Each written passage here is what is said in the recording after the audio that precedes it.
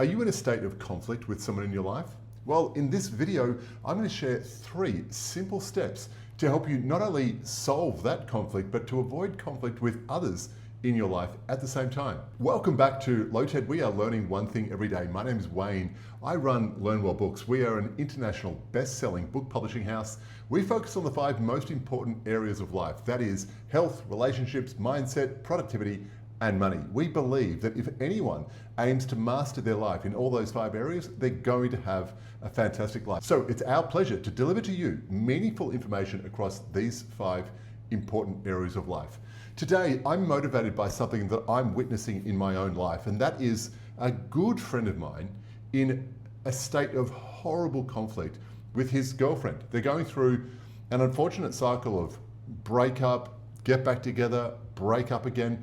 And as I witness some of these moments and I hear about them, the thing that I'm detecting in so much of it is just really ineffective communication. Through our work, this thing keeps on bubbling up to the surface in so many areas of what we study.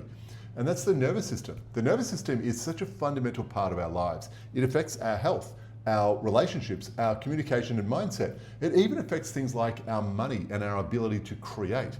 So the nervous system deserves a lot of our attention. And in this conversation, the nervous system sits at the front and in the center of the discussion. And the research that we've done for this video comes largely from the Gottman Institute and emotionally focused therapy practitioners. What they've helped us to understand is this: just the act of listening to someone can have a huge impact on their nervous system.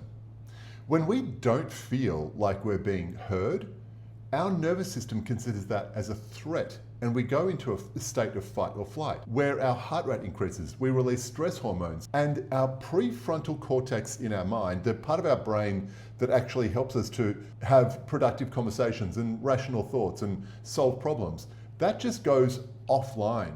Whereas when we experience a safe conversation where we genuinely feel heard by the other person, our heart rate decreases, we stop releasing stress hormones, and our prefrontal cortex comes back online and gives us the ability to solve problems and have a productive conversation with the other person. So, if all of that's true, and it is, we want to do 2 things. We want to give the other person the ability to listen to us. We need to create a safe environment for them to do so.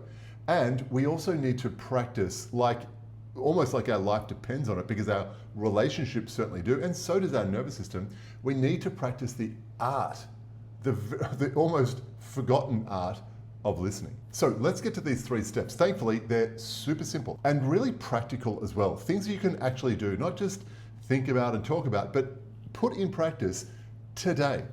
The 3 steps are speak, listen, confirm. Let's start with speak. I'm going to give you just a simple 3-step method of equipping the other person with the ability to listen. Because if you just come barreling into a conversation with accusations and assumptions, the other person is unlikely to listen to you. But if you follow the XYZ pattern, it gives the other party the opportunity to actually listen to what you're saying, and then gives them the ability to show you that you're being heard and that you're also in a safe conversation. XYZ is as follows. When you do X in situation Y, it makes me feel Z. When you do X in situation Y, it makes me feel Z. Here's a practical example. When you leave all the dishes in the sink for when I get home, it really makes me feel stressed, because you know that I value a clean space, and that lowers my stress. When I see those dishes, unfortunately, my stress just goes through the roof. Here's another way to say that. I can't believe you're so lazy and so inconsiderate. Now, no one's hearing that because you're attacking their identity. You're making things up that they probably don't agree with. They're going to get defensive. Whereas when you follow XYZ, there's a much stronger chance that they're going to listen to you.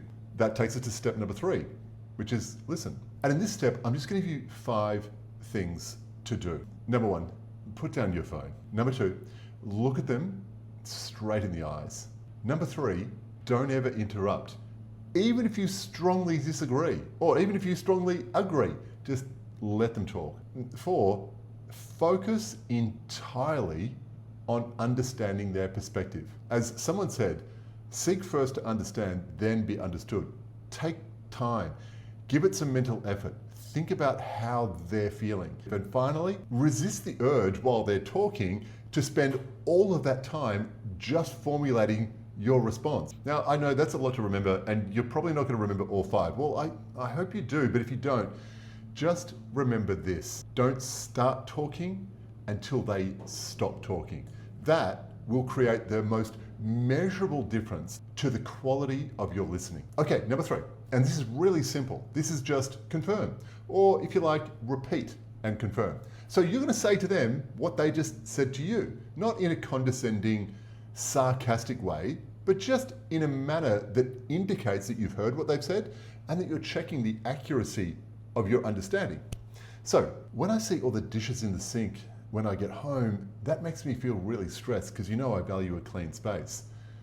What I heard was that the dishes in the sink when you get home are causing stress for you. Is that right?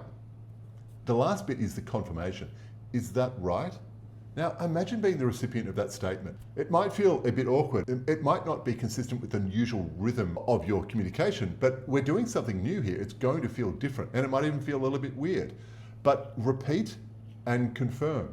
When you do that, 3 really interesting things happen. Firstly, you check that you actually heard them. You're checking the accuracy of your understanding. Second, you're giving them very clear indications that you heard what they said. You've received that. And third, you slow down the possible escalation process, where if it's normally the case that you would react aggressively or negatively to their comments, this is putting the brakes on that usual response. And now when you do this, you're involved in bi-directional communication. You're communicating with each other rather than one-direction statements flying at the other person and their response having little or nothing to do with what you just said to them. So the 3 steps are speak, XYZ, listen, the 5 steps, and 3, repeat and confirm. I know 2 things to be true. Number 1, this is probably not what you're usually doing, and it's going to feel a little bit weird, but change is, by its nature, different to what you used to do before. I also believe that this, while simple, has the potential for completely outsized returns on the effort of implementation. It might get a strange response from the other person because they're just not used to you communicating like this, but the potential for really bad outcomes in your communication with people you probably care about is almost 0 if you put this in place. Even if you screw this up royally, you're probably going to be doing better than having a reactive conversation that will lead to escalation and problems that are very difficult to repair once they've been put in place. So please, just at the very least, experiment with this. Go back over this video, watch it again. It's a pretty short one, or just write down 3 words. Speak, listen, confirm, and that alone will give you some prompts to do things a bit differently.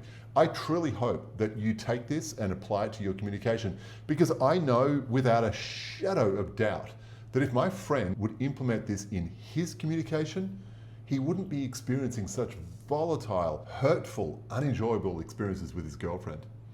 Thank you so much for watching. This is Low Ted. We are learning one thing every day because we know that if you want to be interesting, you've got to stay interested.